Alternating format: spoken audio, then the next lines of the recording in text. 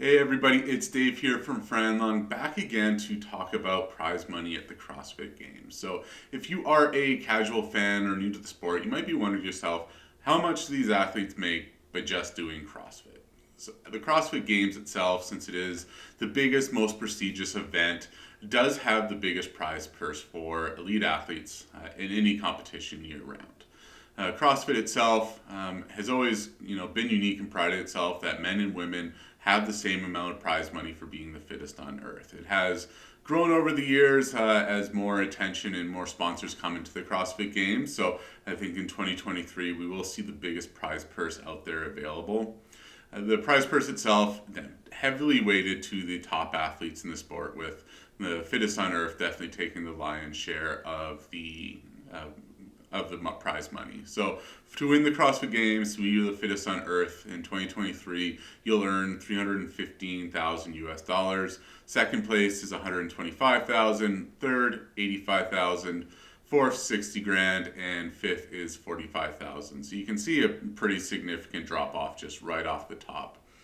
Recent changes within CrossFit, all 40 athletes that go to the CrossFit Games will earn some money. So it goes slowly scales down to last place, 40th place. That finisher will take home $2,250. So not a lot. If they're traveling from anywhere outside of the Midwest, chances are they will be at a loss for the CrossFit Games itself, but it is an experience for them.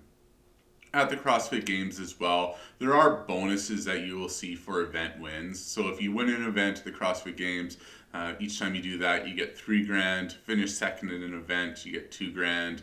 And third in an event is a $1,000 bonus. So a lot more energy going into that to win those events to get that little bonus there. Within the CrossFit Games season, athletes did earn money at semifinals. So if for North America semifinals and European semifinals, where they did see the 60 athlete fields, the winner of those competitions took home 10 grand. Second was 7 grand. Third was fifth, and then I think fourth was 4 grand. Fifth was 3 grand. Then any other games qualifying athlete took home $2,000.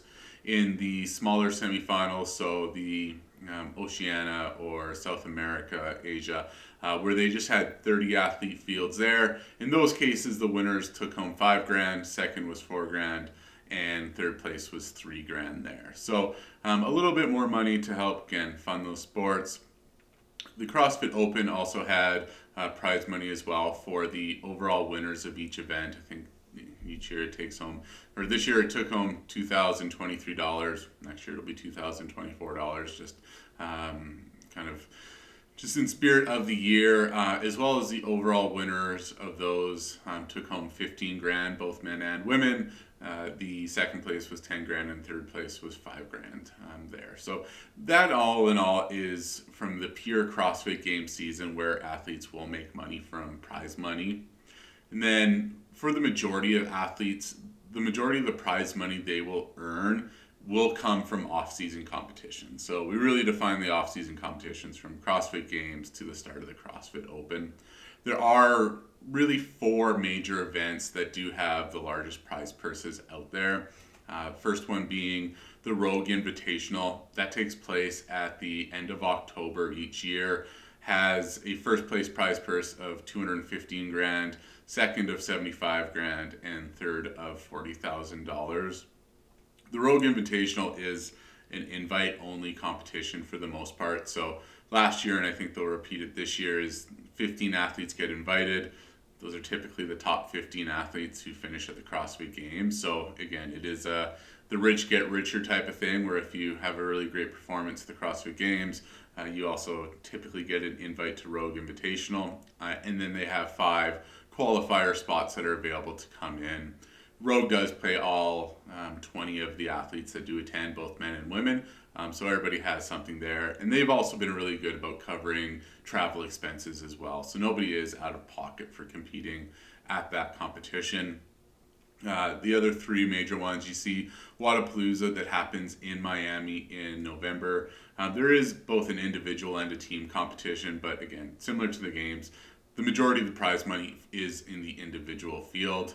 So at Wodapalooza, They pay the top 10 athletes. First place gets 75 grand, second gets 35, third gets 25. Then it scales down from there. In September each year, there's the Madrid Championship that takes place in Spain. So it has a prize purse, and it is growing as that competition gains more popularity. First place last year was 30,000 euros, second was 15,000, and third was 6,000 euros. So again, we're starting to see things drop off quite rapidly.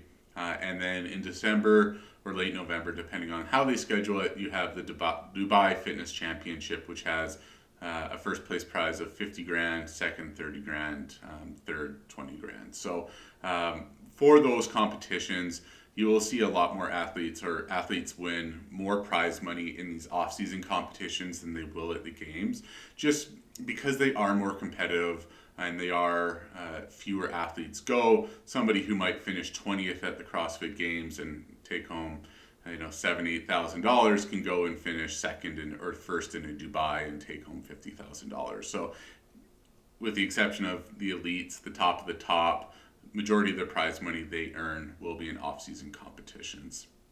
From an athlete's perspective, generally you'll see them do 1 or 2 off-season competitions a year on average for your CrossFit Games athletes. Europeans tend to do more. There just happens to be more competitions within Europe than there are in North America or Oceania. Each year, or I guess recently, there's been the Down Under CrossFit Championship, which has really been the big one. For the Australian field, I think it had a first place prize of 10 grand last year. So it really gives athletes an opportunity to shine again in their local market. But all in all, it's not a lot of prize money going along, considering the vast majority of these athletes need to train as full-time athletes to compete. So you're going to see the majority of most people's money likely come from sponsorships or side jobs that they run, or in some cases like Emily Rolfe, who also has a full-time job as a nurse or teachers or out there as well. So there's money available. The top athletes certainly do well and can survive just on prize money and sponsorships alone, but it is not as lucrative as it would appear for the lower or second or third tier athletes who are finishing in the bottom half of the CrossFit Games. With that, thanks for listening. As always, hit like or subscribe just so you don't miss the latest video that is coming up. And follow along with us on Instagram at FranLungAnalytics. We drop some bite-sized stat space there just to make the CrossFit Games and the CrossFit season a little easier to follow. And with that, thank you and take care.